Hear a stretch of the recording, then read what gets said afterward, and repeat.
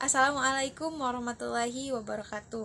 Pada kesempatan ini, saya akan mereview novel yang sangat berkesan terutama bagi para perempuan sebagai salah satu syarat untuk memenuhi tugas ujian akhir semester mata kuliah apresiasi prosa. Perkenalkan, saya Dinda Nur Aziza dengan NPM 25221111124 dari Prodi Pendidikan Bahasa Indonesia, Fakultas Keguruan dan Ilmu Pendidikan. Saya akan mereview novel yang berjudul Lakon yang ditulis kemudian karya Pak Bode Riswandi yang diterbitkan oleh Langgam Pustaka tahun 2024. Nah, dengan jumlah halaman yakni 182 halaman. Jadi novel ini menceritakan tentang kehidupan kelam atau kehidupan pahit yang dialami oleh para perempuan yang bekerja sebagai pekerja yang bisa dibilang sebagai pekerja seksual. Lalu ada salah satu tokoh perempuan, ia merupakan dalang dibalik semua kekejaman dan penderitaan itu terjadi, yakni bernama Magdalena. Nah, Magdalena ini dulunya diketahui juga merupakan wanita-wanita pekerja seperti itu, hingga akhirnya ia bisa menciptakan atau membuat usaha haram itu dengan membuat rumah yang bisa dibilang sebagai rumah bordil, berkedok rumah makan bernama Rumah Makan Adem Ayem. Nah, dalam novel ini juga menceritakan bahwa sebetulnya wanita-wanita tersebut merupakan merupakan korban dari ketidakberdayaan dan ketidakadilan, juga korban dari kejahatan dari manusia-manusia yang serakah. Dalam novel itu juga menjelaskan bahwa dampak dari penderitaan itu berdampak hingga para wanita itu tua.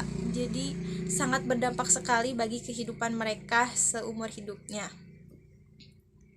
Nah, lalu ada jurnal yang membahas tentang novel tersebut, yakni novel jurnal Bahasa dan Sastra yang ditulis oleh mahasiswa Universitas Siliwangi.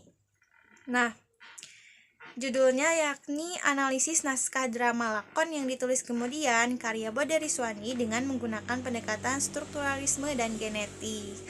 Nah, jadi setelah saya membaca jurnal ini, jadi tema yang terdapat dalam cerita novel ini yakni bertemakan sebuah perlawanan terhadap sesuatu hal yang menindas dengan disertai dehumanisasi manusia.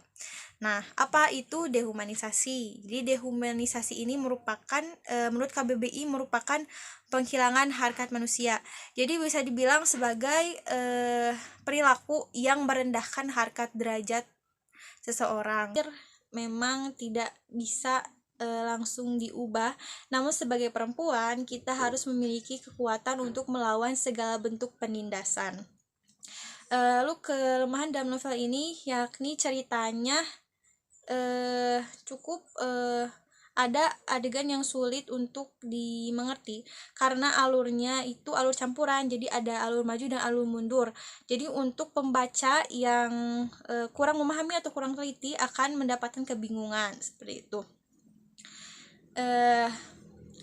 Dan novel ini menurut saya cocok sebagai kriteria bahan ajar untuk anak kelas 12 SMA karena menurut saya ini cerita untuk 18 tahun ke atas, yakni di rentang usia anak sekolah kelas 12 SMA hingga ke perguruan tinggi dan untuk dewasa seperti itu. Nah, sekian review yang dapat saya sampaikan. Mohon maaf bila ada kekurangan. Pesan dari novel ini tentunya kita sebagai perempuan harus memiliki kekuatan untuk melawan berbagai bentuk penindasan. Terima kasih. Wassalamualaikum warahmatullahi wabarakatuh.